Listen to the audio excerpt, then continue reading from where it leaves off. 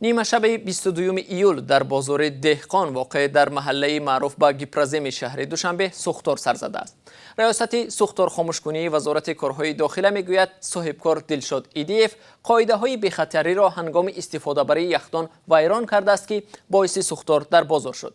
در نتیجه سوختار به مساحت 134 متر مربع پهن گشته 16 دکان را پره و 8 نقطه سودا را قسما خراب کرده است. خدمات سوختار نشانی میگوید ساعت 1:30 شب آتش خاموش کرده شد و 15 میلیون سامانی اموال صاحبکاران از کام آتش نجات یافت. زیانی رسیده به صاحبکاران 35,000 سامانی حساب شده است. آتش گرفتن بازارها در تاجیکستان سالهای اخیر زیاد به مشاهده می رسد. مقامات در چند حالت گفتند که رعایت نکردن قاعده های بی‌خطری سبب آتش گرفتن بازارها شده است. از جمله سبب سوختار در بازار سلطان کبیر شهر دوشنبه را مقامات در ماه ایون سال 2018 رسیش کوتاه ناقل‌های برق نامیده بودند.